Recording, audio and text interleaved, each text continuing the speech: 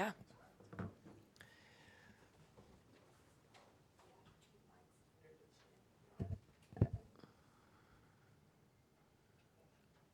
We will start with an opening statement from Coach Burke, followed by questions. Bear down, everyone. Bear down. Happy podium today. Were we perfect? No. Are there still plenty of areas to improve on? Yes. But like we talked about yesterday in the press conference, I wanted to see the response of our team. We improved today. We got better today. We got the monkey off our back. And again, it wasn't perfect, but we needed to improve on some things, and I saw them improve. I just told them in the locker room, we don't need to be ready to win a Big 12 championship tomorrow. Did we get better from yesterday? Did we get better from last Thursday? And I would say the answer is definitely yes. So super excited for them and for them to just feel what it feels like to win in McHale, because our fans showed up for us again, and they've just been tremendous. And we're going to need them this year. We're going to need them to be patient with us. But we showed up today and saw the same crowd we saw last Thursday, and they weren't rattled, and they didn't waver from us, and we need that, and we appreciate it. So happy for our players, happy for our staff, happy for our fans. And yeah. Just overall thoughts on Noelani's performance? Yeah. She was plus 20. She played almost 35 minutes. I mean, she just does what she does, right? She's, 4 steals, 13 points, 7 rebounds, gets to the free throw line 8 times. That's what Lonnie does. She sets the tone. She sets the pace. You need a little run. You need some momentum.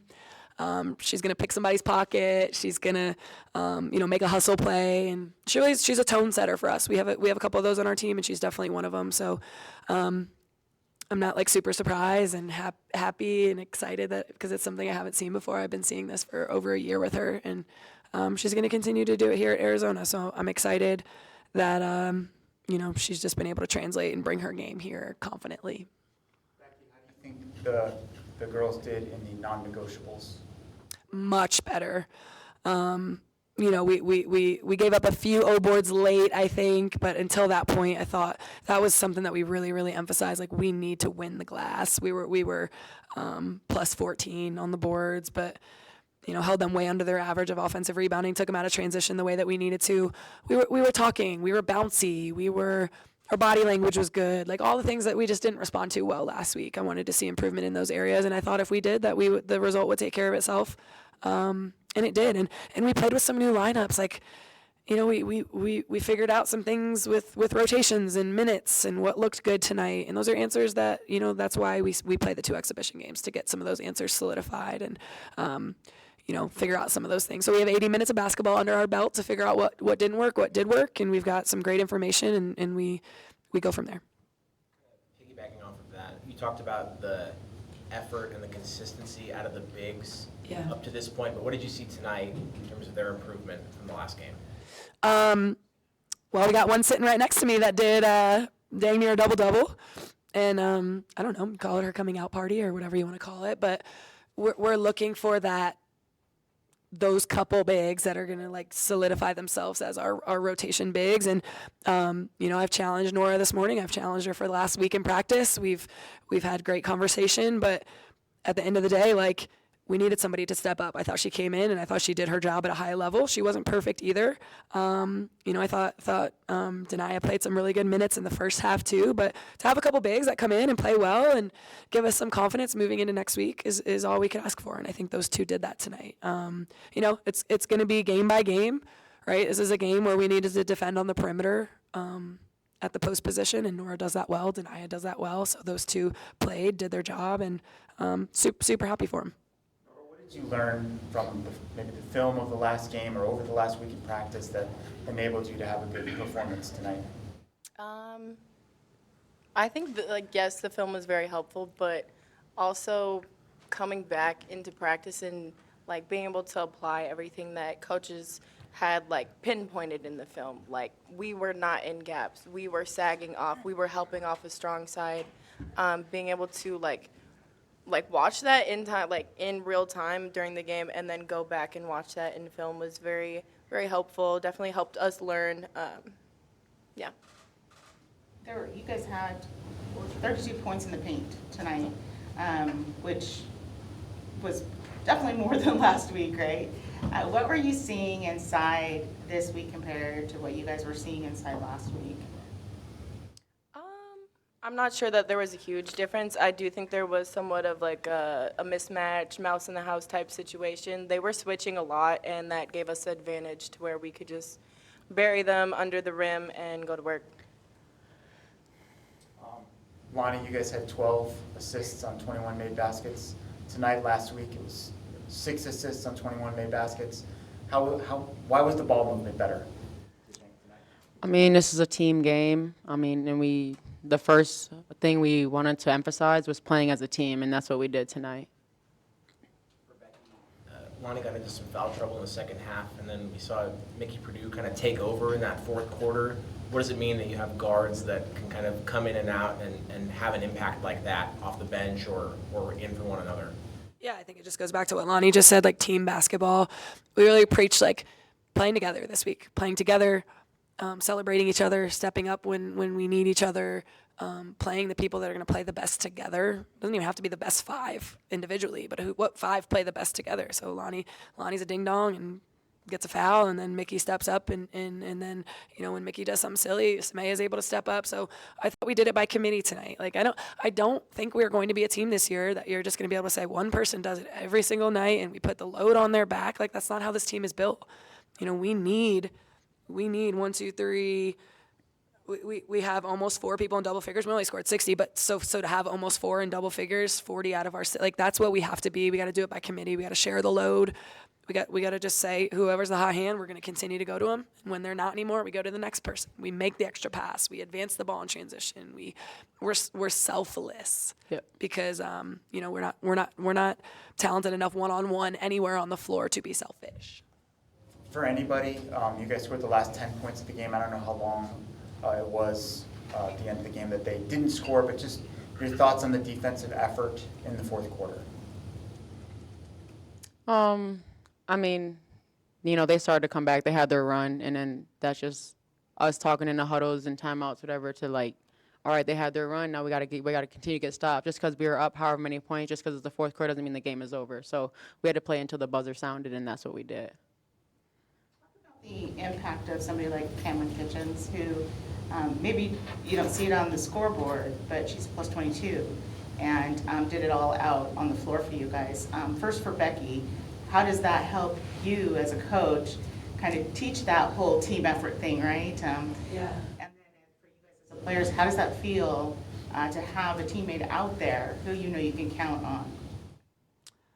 I just looked over at my wife because that's her little buddy. But Cam is so talented, and she's like literally not even scratched the surface. And so it's like I'm happy for her, but like she's plus 22. She could be plus like 60. Like she has so far to go to reach her full potential, and I mean that in a good way, and so complimentary. We all know that. Like, gosh, if she'd get a little more physical, if she would do this. So it's great. We needed that tonight. She played 20 minutes. Never in my wildest dreams would I think she'd play 20 minutes tonight, but I'm going to, if she earns it, she's going to be able to do that for us. But she's got so much potential, and I think she's literally only scratched the surface. So if she continues to get better day by day and just continues to get coached and continues to look at these guys and learn from them, we need her. We need everybody. So happy for those 20 minutes because I think she's going to feel more confident, feel better after this game, getting some legs under her. She hasn't played college basketball. She's a top 50 kid out of high school that enrolled early at Virginia, had a surgery, got hurt. Like this is like legit. She played 5 minutes the other night. I didn't play her last Thursday. So this was a really, really good thing for her to knock the rust off a little bit. How do you handle a situation like the flagrant foul? How do you handle it as a coach? How do you expect your team to respond? And as players, how do you guys respond in that kind of moment where it kind of shifts momentum, kind of changes the game? Yeah, my mindset is like, let me worry about the refs, let the fans do their thing, and then we lock in and we stay in our circle, in our bubble. We can't look at the scoreboard and look at the replay and see what happened and complain. Like, no, I'll handle the refs. The fans will do their part. But we huddle, we stay locked in, we stay focused, because the wheels can come off in that moment, and I've seen that happen before. But if we have a mature team that stays locked in and stays together through that, that's a good sign, which I think we did.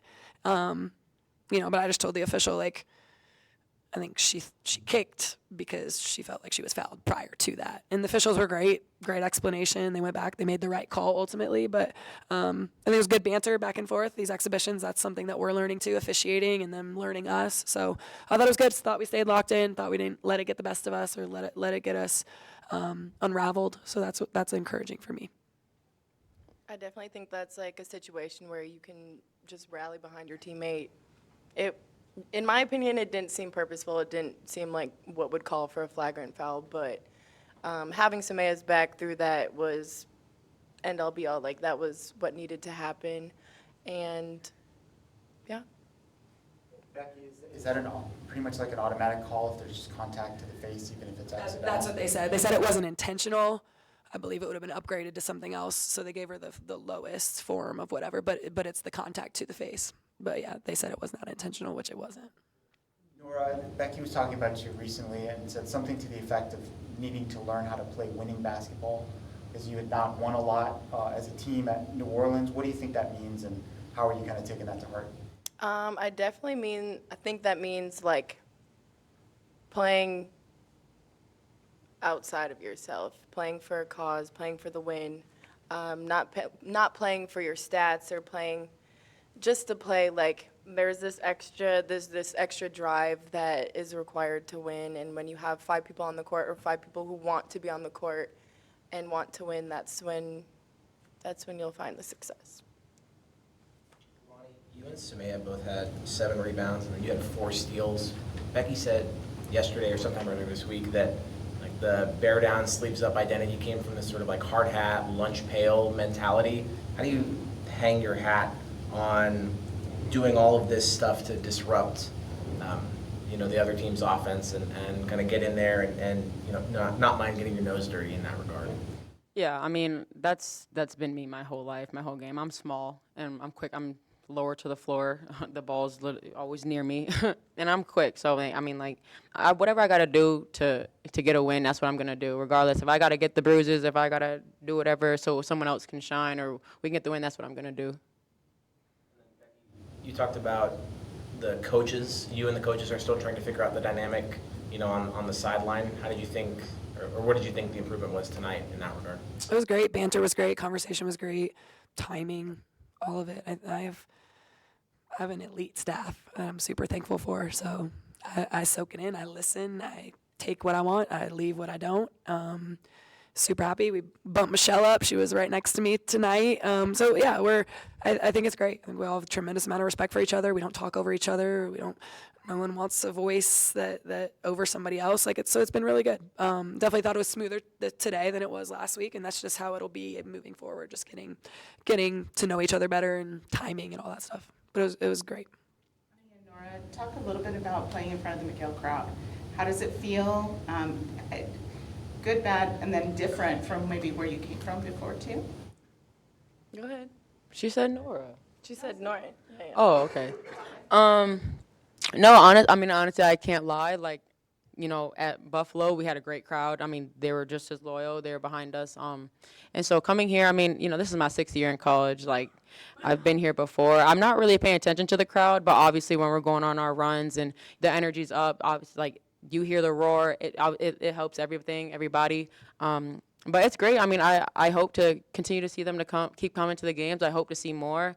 And they're going to help us just as much as we do on the court. They help us off the court. So This is all new to me. I went from having maybe like 75, 85 like fans at our games, majority of them from the other team. Like, it's not that I'm like looking up in the crowd or anything, Coach, but like it's a different atmosphere. It's definitely like motivating. Like, you can draw and like fuel yourself from the energy that's literally radiating in McHale.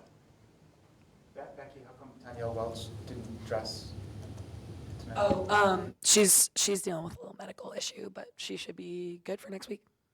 Yeah, absolutely. Yeah, I think she should probably be full go next practice. Yep. What went into the lineup change tonight? So just trying to see different 5 on the court? Yeah, just again, nothing was solidified last week. Nothing is solidified moving forward. But do I think we have more answers? Absolutely. It's our job as coaches to just put our team in the best position to be successful. I don't think it's going to stay the same all season. I think there'll be changes here and there. But again, I think it's so much about matchups and about what type of game it is for what we're going to do with our personnel. Again, though, I think we're going to need every single person on our team.